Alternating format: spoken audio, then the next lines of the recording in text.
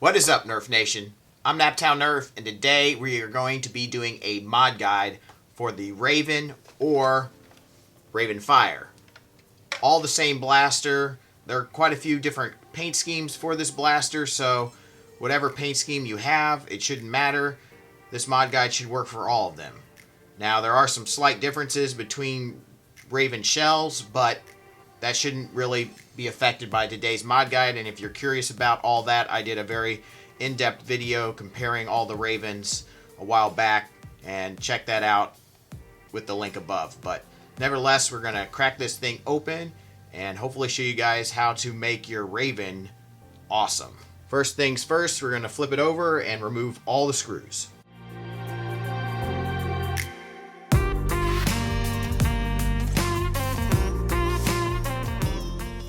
Alright, I think that's all the screws. Basically, they're all the same size, except for the two in the top tactical rail are a bit shorter. And some Ravens have solvent welve in them and will not allow you to open them. All of them are kind of sticky, so we will find out how good this one is, but the Rayvenfire is definitely solvent welded down here. So if you have a problem with that, I have a video of a mod I did a while back, and I kind of show you how I went about trying to basically cut through the shell right here. So we will go ahead and open this up. Hopefully we don't have that issue. Nope, comes right out.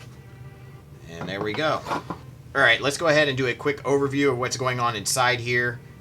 So basically this is our rev trigger. This is what revs the flywheels. And there is a switch right here that you will push, and that's what makes these go.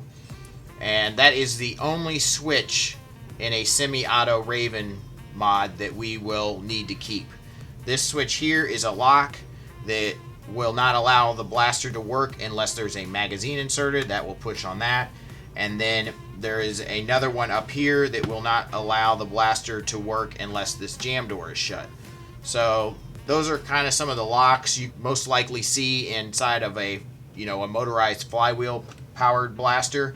But we will be removing those from the circuit and completely rewiring this thing with much thicker wire, a better switch, and the works. And also a pretty darn sweet cage, and that's the reason why I decided to go ahead and do a mod guide for this, is because we are going to be testing out the Turbo Ranger cage, and I wanted to do a review on this, but I don't have a Rayven that's wired up to be able to put this in, so figured we'd go ahead and do that so I could test this, and then we will do a full build for this beautiful, beautiful cage. Went with purple because, purple's fun, something different. Thought it'd be pretty cool, and it looks really, really nice. Has some like blue fleck in there. Really, really pretty. Probably doesn't show up great on camera, but really excited about this cage and cannot wait to review that. So look forward to that, but let's gut this thing.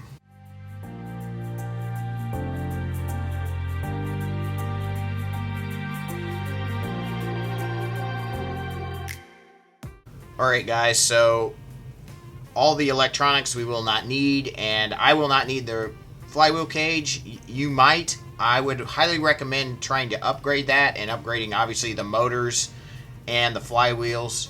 All those things are going to greatly help your performance, along with rewiring it and running it off of a Lipo.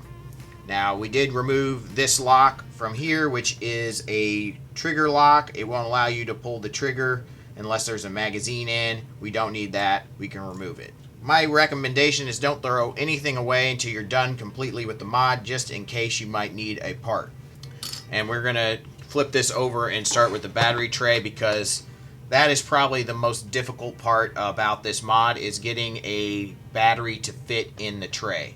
It is a very tight area, and it does take some work to do well. So we will go ahead and remove the screw. So now we need to remove all the prongs from here and all these ribs inside of it. So it really helps to have some side cutters, because that is the easiest way to remove that along with some like needle nose pliers, so you can just kind of twist and pull.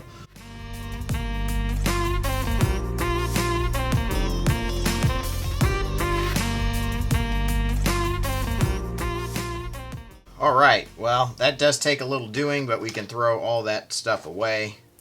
You just kind of have to straighten those guys out, maybe even snip off some of them because of the solder, and then kind of push them through and pull them out.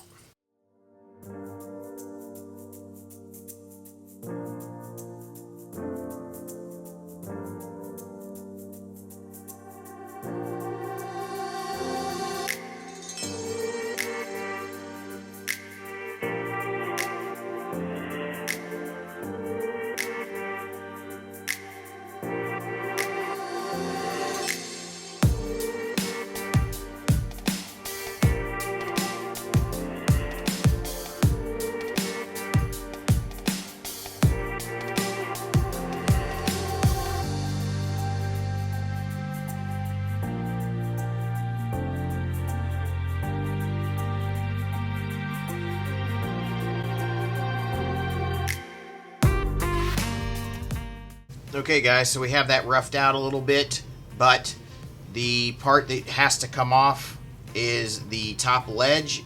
So we have to remove the ledge just obviously on the portion that we've cut out, so the lipo can sit down a little easier. Then we are also going to have to carve out a portion of one side, so then you can slip your battery down in this way and then let it sit down this way. So to do that, you're going to have to remove part of the back of the battery tray, but you don't want to remove more than goes to this. You want to keep this rib here. So you have to basically remove to this rib, and then I kind of like to file a little bit of an angle there, so it just has a little bit more room, and it just slides in nicer and is smooth. So we're going to remove the top ledge here on both sides, and then on this back part we're going to cut out a little rectangle in the bottom so we can slide in.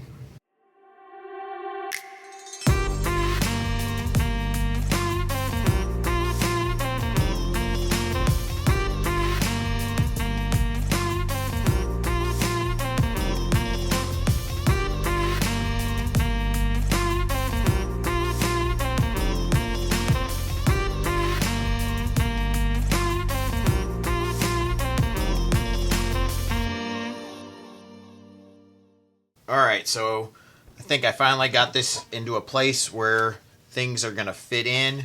It does take a lot of work to get this, especially this battery, to fit, and you will have a slight bulge in the battery door, but you know, that's what the price is of trying to get it to fit into a tight battery door. If you need a bigger battery, or if you don't like this, you could obviously put it in the stock and modify it to fit in there, but then you cannot remove your battery easily and use it in another blaster or whatnot.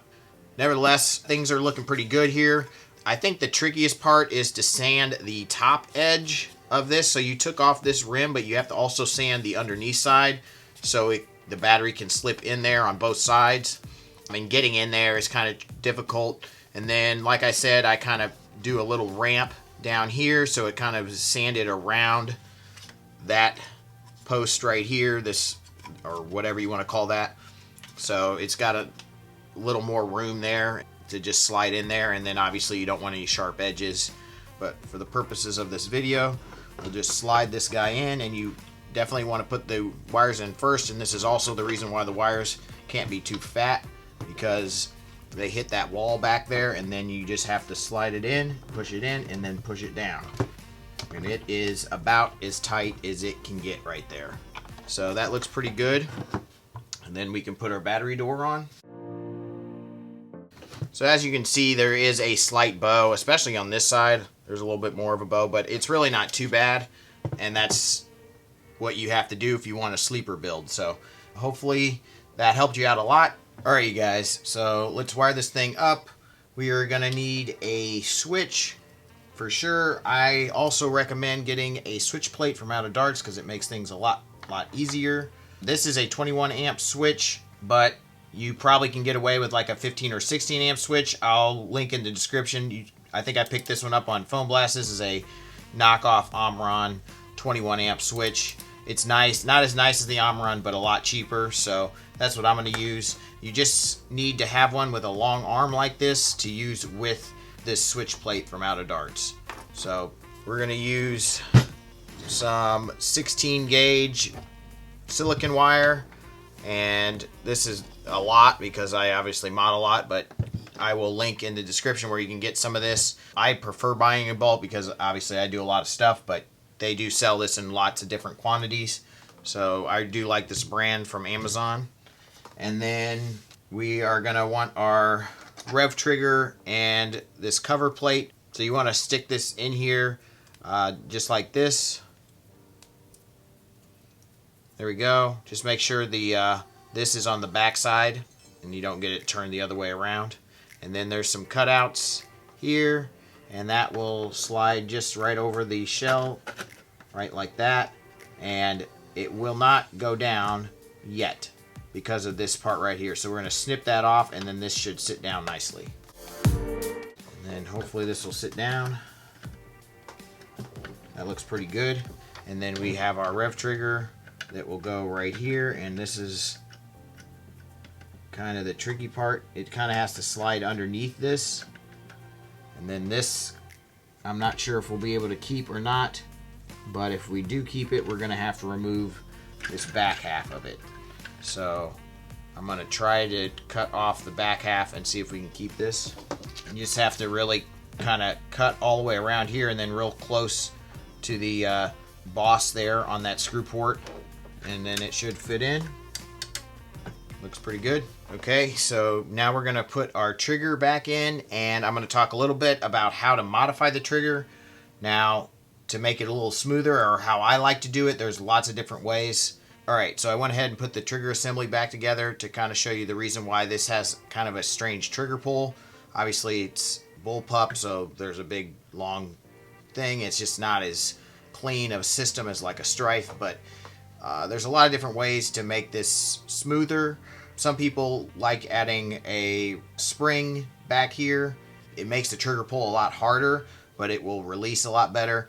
I'm not sure if it makes it smoother. I've seen people put a spring in here, doing the similar sort of thing, kind of connecting it up here.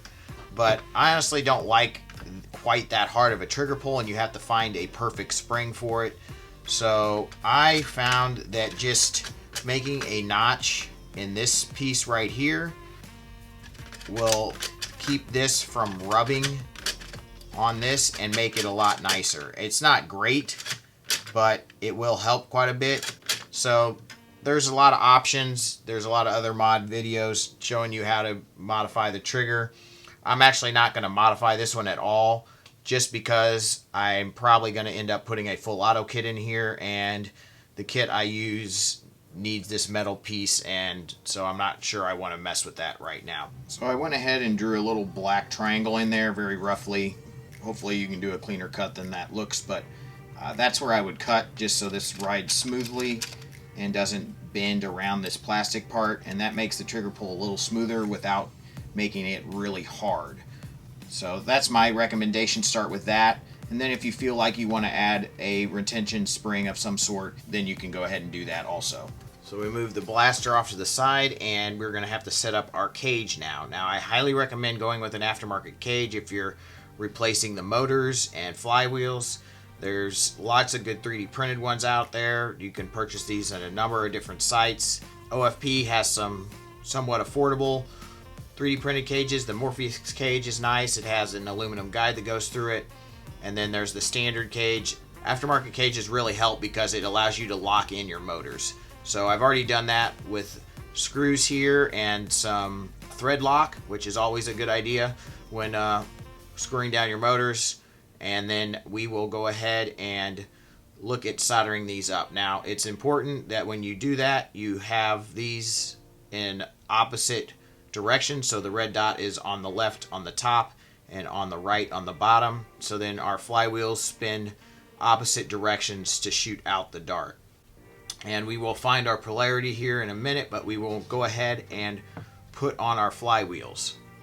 So I'm going to use some cyclone wheels because I really like how they go on. They are probably the best wheel in terms of fit onto the motor, and it's just really nice to not have to force your wheels on and whatnot. So I like to kind of get them started a little bit, and these I actually feel like I can push on by hand, but I'm gonna show you how I do it when they are super tight. Sometimes you can't get them started, and that is when you can have some issues, but try to get them on there straight as possible is important. So we got those on there, and then We have some 3D printed pieces from Adrian Kelly, and those will just support the motor really nicely, and you can put one on top and then use a C-clamp to push your motor down. And that looks like this. So try to keep things centered and going on straight, and then you can just kind of push it down and till it gets to the center. These cyclone wheels are nice too because I think they have a stop on the bottom that are perfectly matched for ball bearing motors so they don't go on too far, but it's still a good idea to just kind of see if they can go on. I mean, these I think are all the way down, which is where they need to be, I believe, for cyclone wheels, but some wheels you don't want, obviously, to push them all the way down. So you just want to make sure they are centered inside the dart guide there. And then I'll show you how easy these are to push on. You can actually do these by your hand, with your hands, and it's very, very simple. So that's what's great about these, is you don't really need all this stuff, and that's why I really like this cyclone wheels. So I have a 9-volt here, and I have alligator clips connected to it, and I really like a 9-volt for testing because of this. It's just easy to hook up to, and they're small and easy to keep around the shop, but sometimes they don't have a lot of juice, and I don't know how much juice this has, but we will find out. So we'll go ahead and try red to red and black to the non-red post, which would be the negative side in theory, and see if it moves our wheel here. So there he goes. So that looks like it's going the right direction. So that tells us that this side needs to be positive and this side needs to be negative. Alright, you guys, so we're going to go ahead and glue the 3D printed piece to the shell, epoxy that in place so it's in the correct spot before we get wires attached to this, and then it's a little bit harder to get it in the right spot. So we're going to go ahead and attach that, and then we will secure the switch to the plate at a later date. But we have to sand this side a little bit and in there just a touch to give the glue something to adhere to, so we'll go ahead and do that.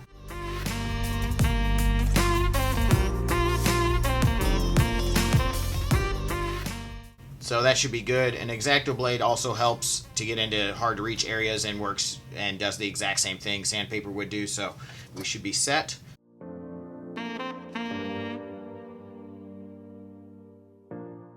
Alright, that's secure in there and we can move on. Just really make sure that it's in the right spot before you clamp it down and let it cure, and make sure this is actuating. We will move on to the flywheel cage and start wiring that up. Alright, so I'm going to use white instead of red just for the motor cage because I think that's better color combo, white and black and purple for my final project, but the rest of the loom will be red, so that should help you out in determining what's positive and what's negative. But it's pretty simple. The positive is right here for my motors, so we will make that just a tad bit longer than those two, so it has a little bit of movement in there.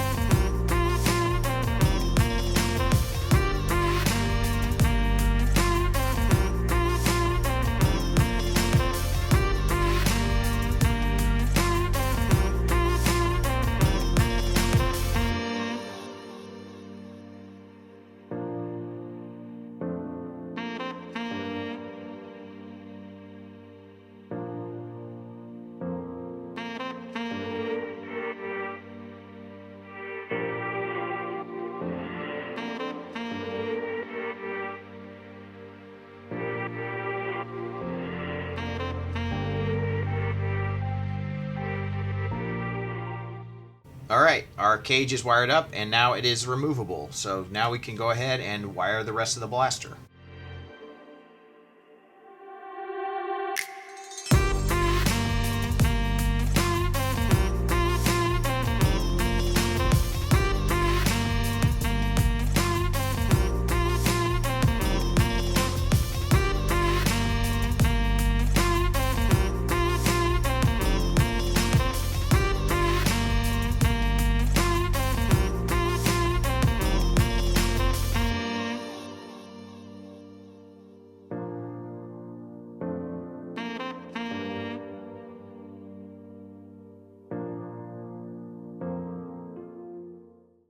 Alright, so before I turn it over and we connect our XT60 connector, let's go over what we've done again, and then we also need to hot glue or super glue down your switch and the wires that are running underneath your motor cage.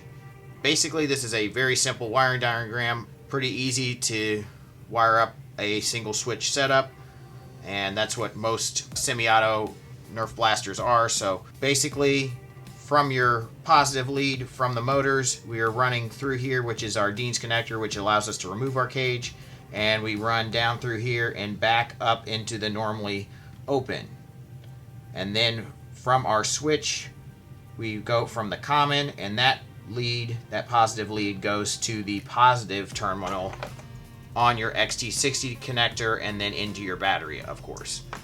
Then from the negative from your XT60 here, we're coming back up through and back into the only negative in the system, which goes straight to your motors through this connector and straight to your motors. So like I said, you don't need this connector. This is just there to allow you to remove the cage. So you can negate this altogether and just wire it straight into your positive or negative leads respectively from your motor cage. So very simple setup.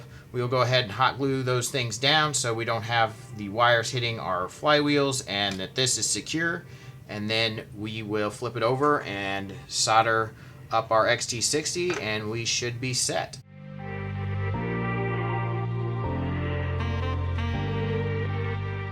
Don't forget to cut your notch out there for your wires. I almost forgot about that.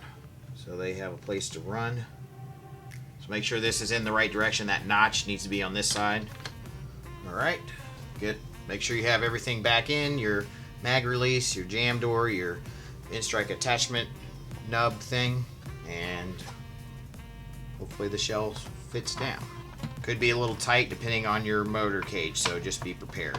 Okay, just a quick note, if you're installing the Roboman cage, or one of the early editions at least, it is a really tight fit, and I actually sanded down just a little bit of the backside of this screw port, the boss there, just so it would slide nicely between the cage and that screw port. And yeah, I've had problems with the Morpheus cage too in fit, and then I don't know about the other OFP cage, but it's just very tight in there, so you might have to sand down a little bit. Just check around the ports. It's either probably this port or the one up here that is going to be tight. That seems to be a problem area on many of the aftermarket cages for the Rayven. So we'll turn it over and we'll go ahead and wire up our XT60 connector. We will find out exactly how long we want these, but they're going to need to be pretty short so that battery can fit in there nicely.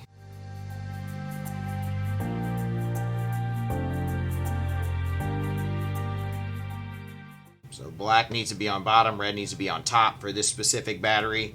So because this is such a tight deal here, you kind of need to know how you need to orient your connector in your battery tray, up, which way, positive, negative, you know, so we want our negative down if at all possible.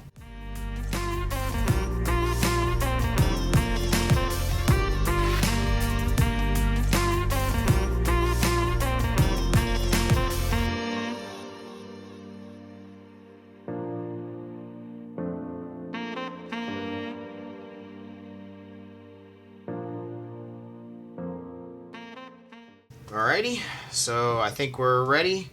If you wanted to test this, if you're not sure about if you wired it correctly, it's always safe to test. I've done this a million times, and a one-switch setup is kind of hard to screw up. But you can definitely test it with like a 9-volt battery. Hopefully your flywheels will spin if it has enough juice. Kind of depends on the motors you're using, but you should be able to at least tell you know you're doing something right. It should have a little movement there. So we'll go ahead and just connect it to the Lipo because I'm pretty confident. Put it back in the blaster. Everything should fit in there nicely. We can put our battery tray on. There we go. Sounds great. So hopefully this mod guide helped you guys out. We will be doing a firing demo, but not today. We will be doing a full test and review of this specific cage in a video coming up very soon, probably in the next few days. So definitely stay tuned for that. And if you're watching this a little later, there will be a link above to link you to that video so you can check that out. So hopefully this was helpful to you guys. Let me know by leaving a like. If so, it would be greatly appreciated. It greatly helps out the channel and lets me know that I should continue making these videos. So I would greatly appreciate that. Don't forget to subscribe if you're not subscribed. Ring the bell for notifications so you're posted when I put up a video. And as always, guys, peace out.